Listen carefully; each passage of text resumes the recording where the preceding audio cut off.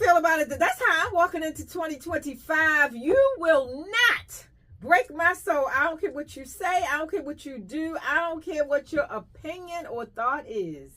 I'm going to be so focused this year, Tanisha, that it is not going to matter. All that's going to matter is this agenda that I have for myself. And I have a sneaky suspicion that you feel the same way. I do. Yeah. I do. Yeah. I am, it's tunnel vision for me. Yeah. It is tunnel vision. Amen. Before we came forward, you were talking about how going to the HBCU that you attended changed your life. Could you give us just a little bit of one of the moments that was life-changing for you?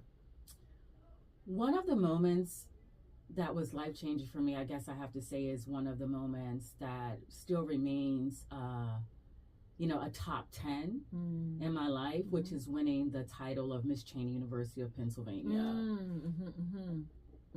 Changed my life. Still, top 10. When you think about, what are those aha moments of your life that kind of like brought your eyes wide open and cleaned the lens, and so again, I don't know if I mentioned at the top, but I'm from a small town outside of Philadelphia, Chester, Pennsylvania. And we're a small city. It's actually the oldest city in the state of Pennsylvania. And it was, honestly, it could have been Philadelphia. Like, that was the goal. Oh, really? Like, Chester City, the early years of Chester City, fashion, music, television, theater, all of the things. Well, Philly is so known for all of its cultural, right? And so being right next door, I can imagine that it filtered over into, as you said, into Chester to a degree. Well, Chester was first. So Chester taught Philadelphia. I was about to say, so I stand to be corrected. Right. But Philadelphia was so big that they were able to expand. And Chester City, because it was so small, and just because of time and context and the things that were happening coming into the 50s and 60s, there began to be economic downturn. The communities were becoming more and more blighted. Scathing politics turned the city upside down, inside out. Now, I know you've shared with us how, of many ways that Cheney changed your life. What is your most vivid memory of, as a little girl, of coming into an understanding of how amazing you were, how beautiful you were as a Black girl?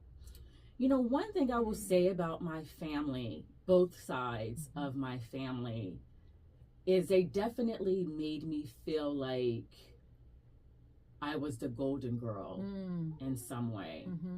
And that isn't necessarily a badge of honor, right? Because I immediately understood that I had to do a thing. And when you say I had to do a thing, what does that mean? It couldn't be ordinary. Right? It was success or bust. And because my parents were so young, the mantra was, you will be somebody. Not average. Right. Not average. You're going to be somebody, but it won't be somebody average. You will be somebody. Because there was this understanding of sacrifices that were made on my behalf.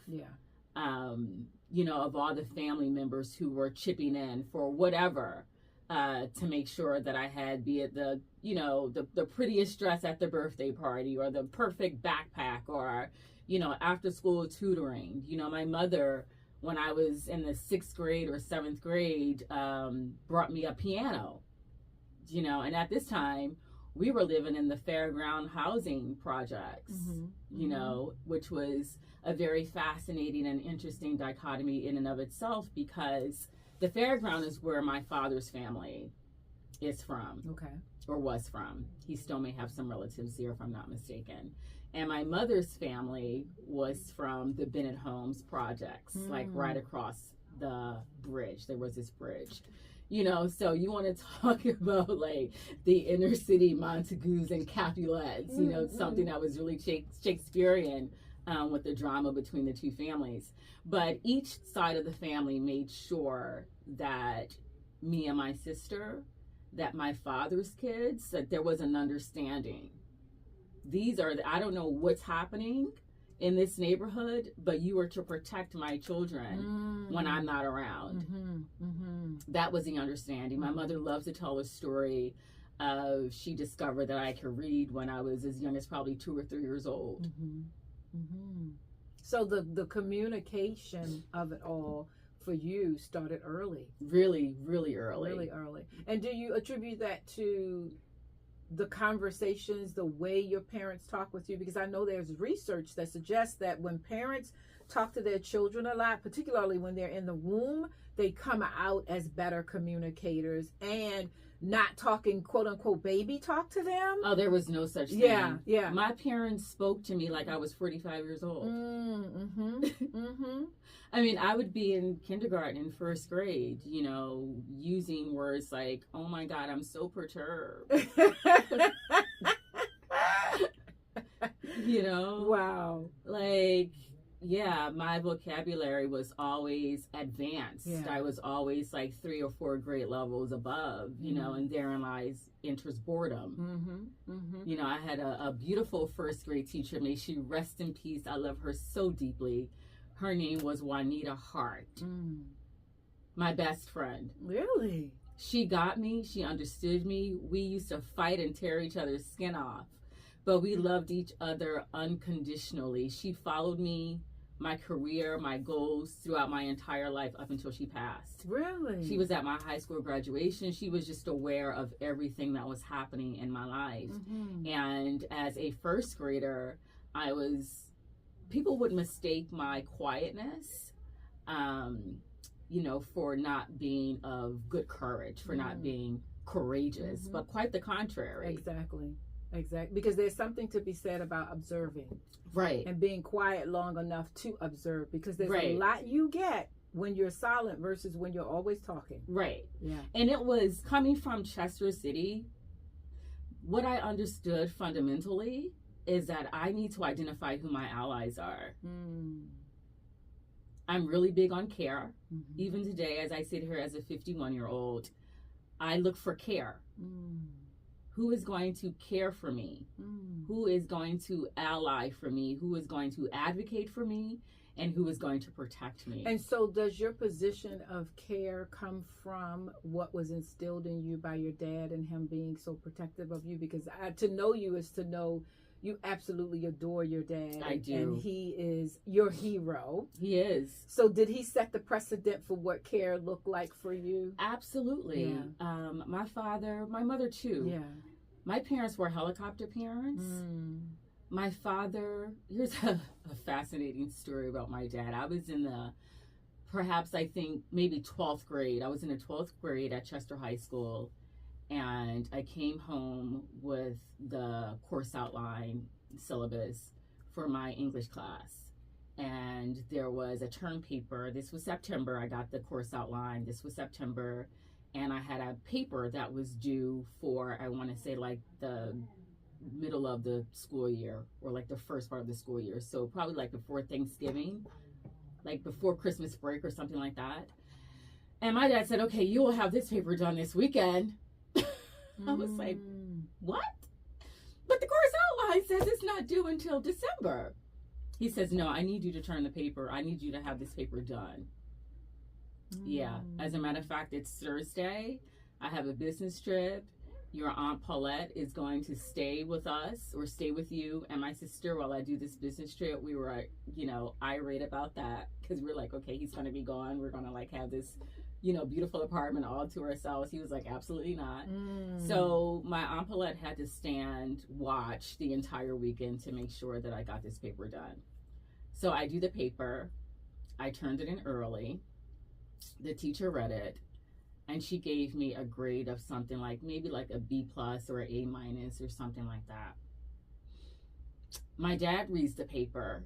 Now, college educated, you know, was on staff at Cheyney University, worked as an educator. He taught social studies for a minute in the Philadelphia School District. And then he got into technology.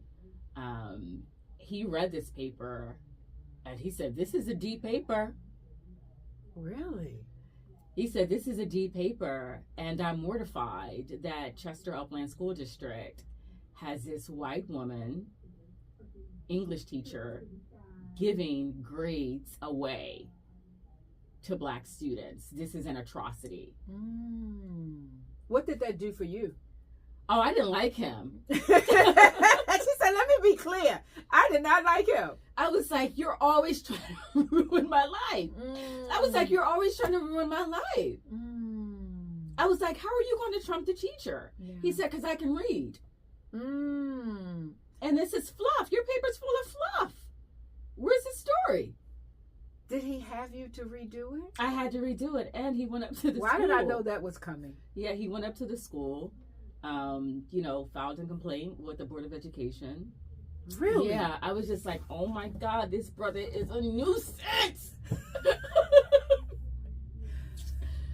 I said, "This brother is a nuisance."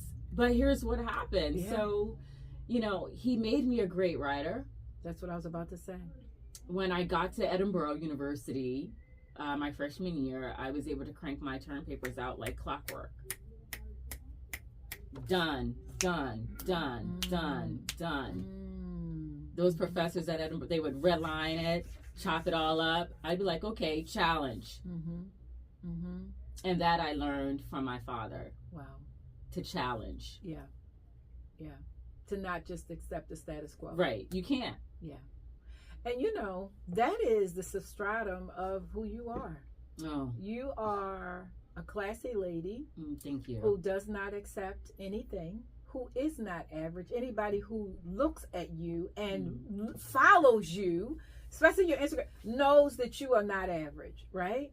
I now know where your love for storytelling comes from, but what do you get out of the stories that you get to tell? What does storytelling do for you? I know for me, I get to experience other people's imagination, other people's genius, other people's background, and where I can find commonality, right? What do you get from being an amazing storyteller? Oh, thank you. For me, being a storyteller is about finding the commonality, but also finding how a person arrived to joy. There's that word. That is my word, girl. How did you arrive to joy? After all of the things that you've gone through, how did you arrive to joy? And why is that important for you to know? Because I need to understand for myself how I could put certain things away and allow myself to arrive to joy. Stay right there. When we come forward, we're going to talk more about this joy that Tanisha Laverne Grant and I share in common. And I hope that you also care a lot about finding your way to joy. That's why every week I open and close my show with make sure you dance with joy, because it is so important. And one of the ways we find our way to joy is through gratitude. So we're going to talk more about gratitude. We're going to talk more about Tanisha's amazing career. We're going to talk about award season that's coming up. She's gearing up for a whole lot of red carpet coverage, and she's going to talk to us about that. She's going to talk to us about her 10 years as a journalist in Hollywood and some of the major people she's had an opportunity to talk to. My guest, Tanisha Laverne Grant, is also every woman. She is a broadcast entrepreneur. She's an entertainment journalist, also known as the Hollywood Insider. Why? Because she has spent over 10 years interviewing some of our favorite celebrities, and she's done it with grace and she's done it with class. And to know her is to know that she really has carved out her own lane. And before we came forward, one of the things that Tanisha said when she is interviewing folk is she wants to know, how did they arrive to joy? And y'all know that joy word is my thing. That makes me dance every time. So Tanisha, continue to share with us why that's important for you. Because it's holistic and it's healthy. There's so much going on in the world today. We are so inundated, saturated with other people's stories, right? On Instagram, Facebook, X, TikTok. I am familiar with stories that really aren't any of my business, right? Mm-hmm. And then I'm internalizing those stories. Mm-hmm. You know, my heart is breaking, Mm-hmm. you know, for people who are, you know, thousands of miles, sometimes, you know, in other countries. Yeah. And that's okay, but too much of that is so damning to the spirit. It is. Mm-hmm. Mm-hmm. I could barely handle what I'm shouldering. Yeah. And then I go on social because it's the new world that we're in. Yeah. Like, you have to post, you have to be engaged. It's almost how you get new opportunities. Mm-hmm. You know, even Donald Trump, you know, who will be back in the office in 2 days, is now saying that he may not, you know, take down TikTok. Mm-hmm. You know, because it's how we live. Mm-hmm. But too much of that is so counterproductive to what I'm trying to do holistically, you know, for my own mental health and well-being. So there's some intentionality for you to be attaching and aligning yourself with the joy of the story. With the joy of the story. Yeah, yeah. I need that so bad. Yeah, yeah. I need that so bad. When you think about all of the years that you've spent doing red carpets and having conversations, how do I want to ask this question? When you think about all of the years that you spent doing red carpets, what has been your most profound learning? What have you learned from talking to hundreds and thousands of people with respect to how they found their way to joy, how they arrive at joy? Is there a common thread there? The common thread is that everyone wants to be affirmed.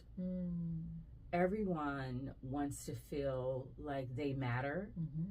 Everyone wants to feel like other people are investing in them. Yeah. You know, and that's the common thread. Mm-hmm. Mm-hmm. When, you know, these A-listers or whomever, when any creative, because I almost hate the word A-lister, and now I'm like feeding right into it. But when any talent, you know, comes to my mic, they immediately know that I am aware of the breadth of their work. Mm-hmm. And that totally changes the whole tapestry of my interview. Yeah. A richer, deeper conversation. The boundaries come down and they're like, okay, let's get into it. Because this girl knows me. Right. Yeah. She knows the work and has an appreciation. Yeah. That's for what the I meant. work. Knows the Right. Work. Yeah. Right. Mm-hmm. And I know what it takes. Mm-hmm. You know, I know the countless no's that happen. Mm-hmm.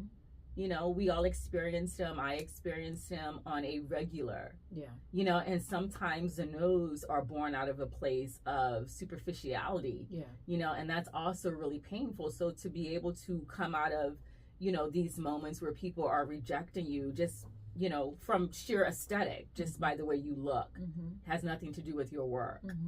And you're still making it to these spaces where you're getting honored and recognized. Yeah.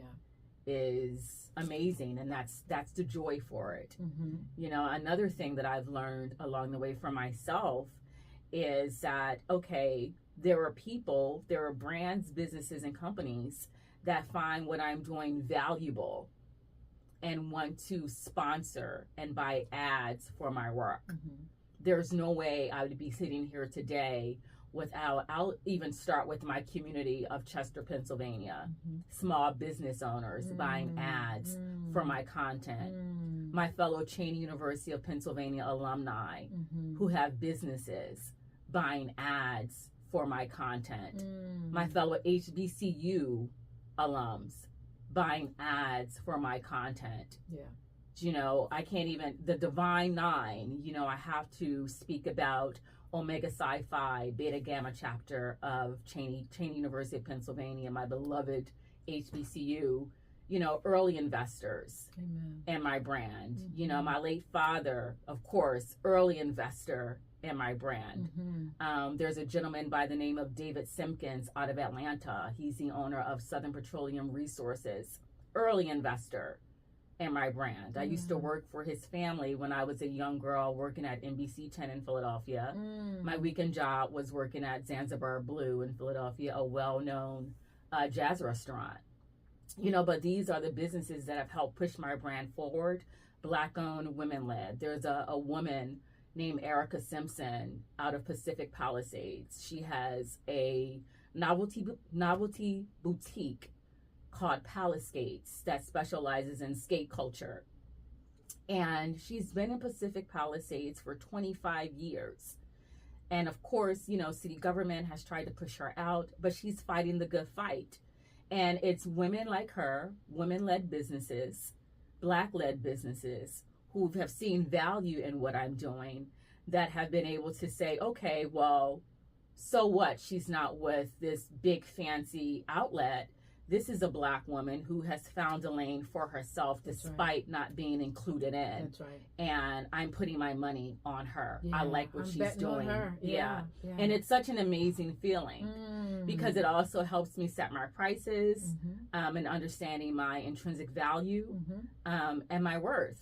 You know, you get what you believe you are. That's right. That's right. That's right. And you can tell that the support you have means a lot to you. Oh, it does. It's amazing when you look at your body of work, the people who are there with you. I also believe that because of the brand that you've created, it makes those on the A list or the talent that you speak of, like Oprah Winfrey or Coleman Domingo, it draws them to you because of your energy and what you bring to the red carpet. So I want to just say to you, keep doing that, keep being you, keep being amazing.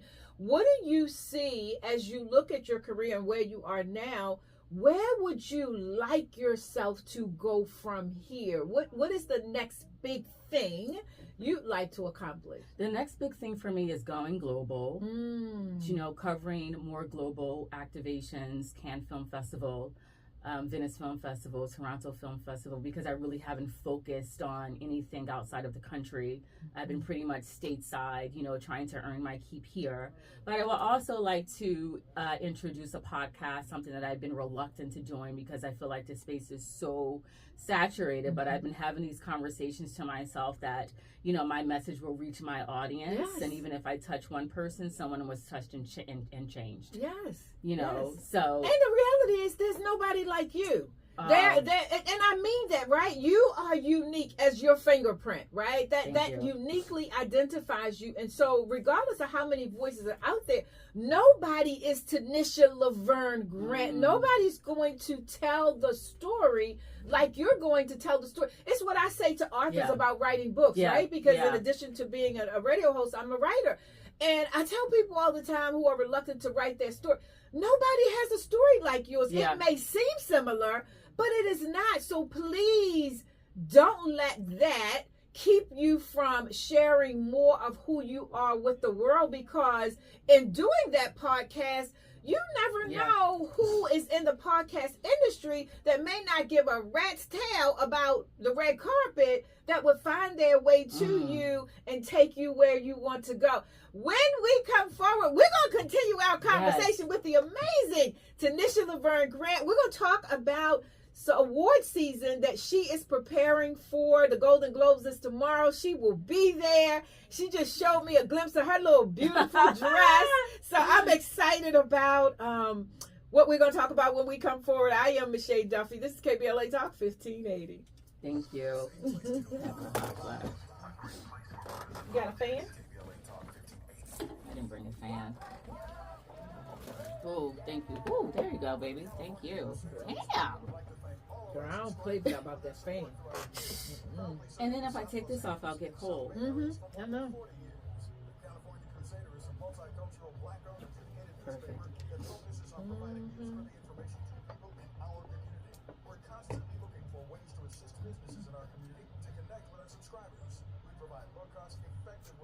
You can have that. I have another one. Oh my God, girl, bless you. Oh, you know what? The only thing is I don't have a thing for you to charge it with. You may have one at home though. See the side? Right here. Let me see. A US, is it a regular USB? You just stick it right in there. I got something. Okay, cool. But thank you. Ooh, baby. And it has 4 different levels. So you can go light, high. I'll be at work with this tomorrow. Isn't that everything? I'm telling you, it is everything. The guy used to date bought me 2 of those. Because my hot flashes was bad. He didn't want to get married. He just wanted to date forever. I'm not dating nobody forever. Put your microphone.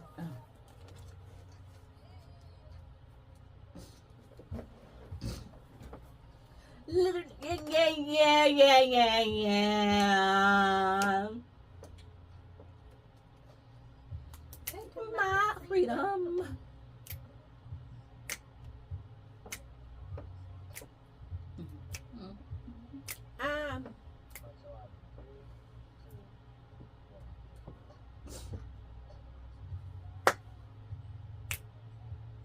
Cause Jill Scott said she living her life like it's golden, and we are too. Let me tell you something.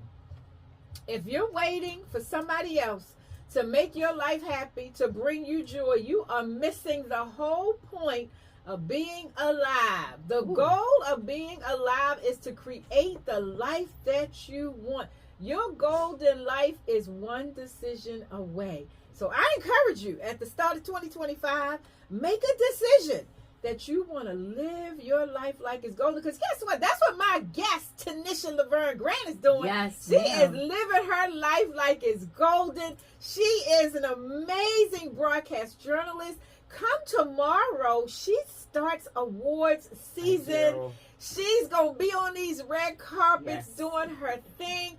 Tanisha, tell us about your red carpet journey, girl. Like, tomorrow starts award season. You ready? I am ready. I'm super excited, as I always am. Just to be a griot in the space, you know, to be able to tell the story again of those creatives who have broken through enormous barriers, you know, who have, despite the gatekeeping, have been able to meet the moment for their own lives. Like, I love how you said that they've been able to meet the moment despite the gatekeeping. Right. And despite, I watched Sterling J. King, I think, K. Sterling, I can't think of his whole name. But anyway, he was talking about how he has watched his white counterpart actors act up on Sterling set. K. Brown. Sterling K. Brown, thank you. I had a moment. I get it. Well, listen, I'm with you, baby. He said, he was talking about how he has watched his white counterparts act up on set in ways that if he as a black man would act up on set would not be tolerated, and he would be escorted off. So when you talk about how they have overcome all of the shenanigans that we don't get to see, to stand with you on a red carpet, to be nominated for their craft and for bringing their heart to their work, that is something to celebrate, and something you get to celebrate with them very often. Yes, because we experience it on the other end as members of the press. You know, the Golden Globes are tomorrow, but there are, you know, several journalists, black journalists with black outlets that don't have the same level of credential that we've had in previous years because of what they're saying is there's some sort of construction at the site. So we've been given the media room with very limited access to the carpet.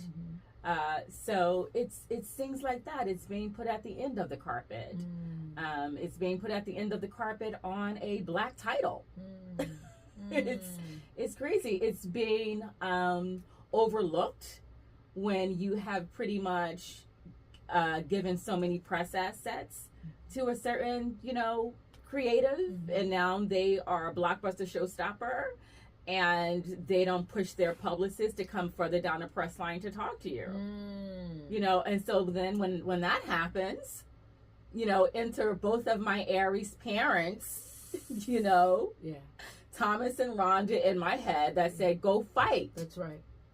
So now I have to leave my position on the carpet, go up to the publicist and ask, you know, are you deliberately excluding us? Like, what's happening? And you know, even as I listen to you, I think about Ava DuVernay. I love me some Ava DuVernay. Let me tell you why I love Ava DuVernay. Ava DuVernay, you may or may not be familiar with her story. She was a PR person, and she talked about how she would go on set to meet with her clients, and just looking around the set, she saw how things could be done differently, right? And her director light bulb came on, and she decided from there that this could be done this way, that could be done that way. And in 10 years, She has turned the directing industry upside down. She has made it her own. You're talking about carving a path and creating a lane for yourself. She has done it like nobody else.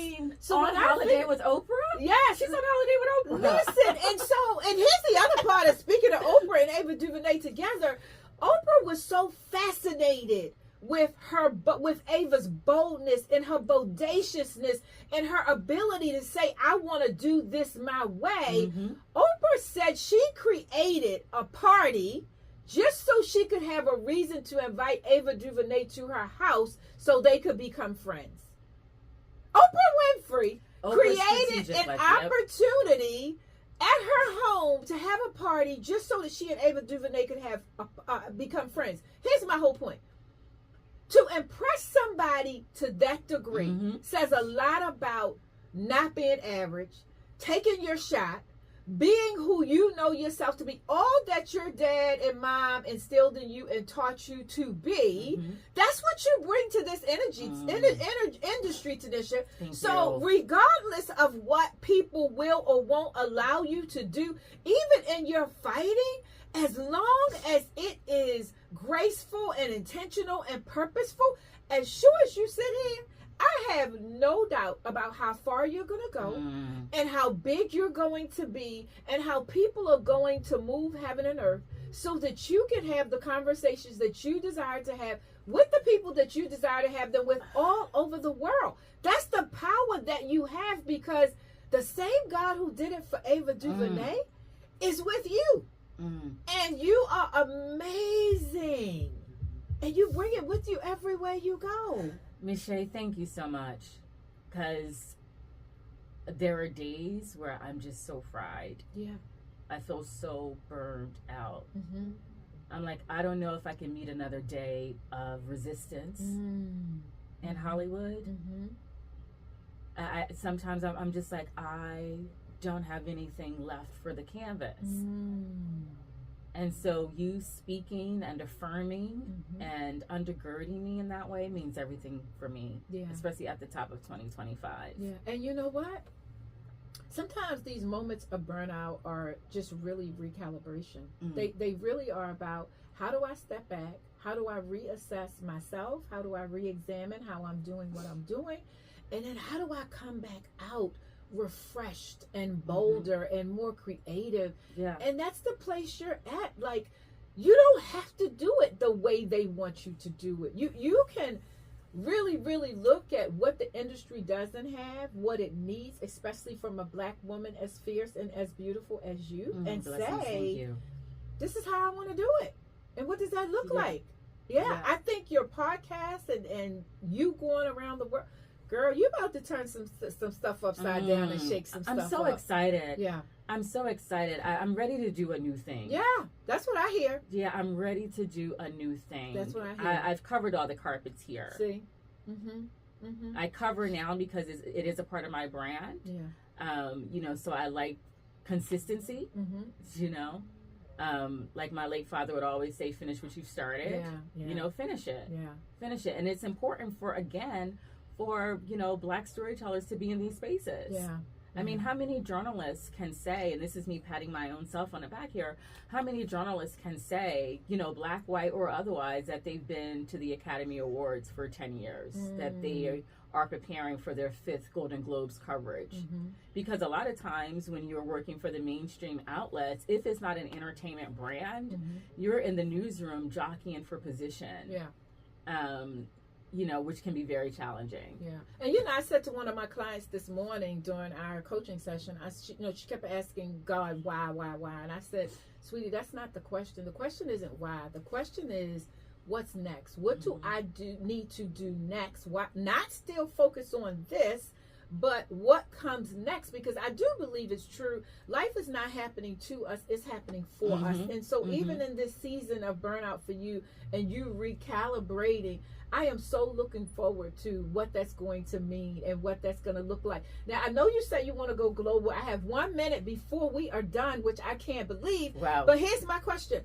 What does success for Tanisha Laverne Grant ultimately look like? What do you want us to think, to know, to believe when we see you?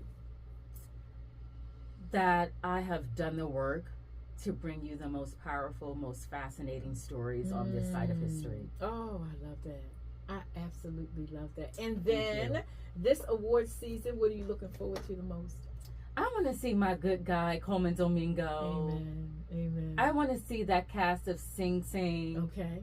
Just get it all. Amen. Get it all. Amen. That's what I want. And then finally, is there someone you have not interviewed that you're looking forward to see one day interviewing? I can't really think of anyone at the moment. Okay. Okay. I Because you've almost done everybody. That's why. Yeah, like, gosh. Well, sis, we wish you all the best. Thank you. And thank you so much for having me, Michelle. Absolutely. We wish you an amazing 2025.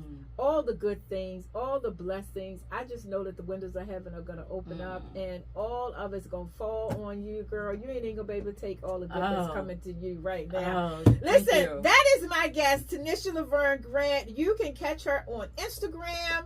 Thanks also always to my awesome board op Kamal. And thanks to each of you for the gift of your presence week after week. Up next is Cafe Mocha with Yo-Yo, Lonnie Love, and Angelique Perrin. Until next week, stay grateful, stay safe, stay kind, and remember to dance with joy. Lots of love.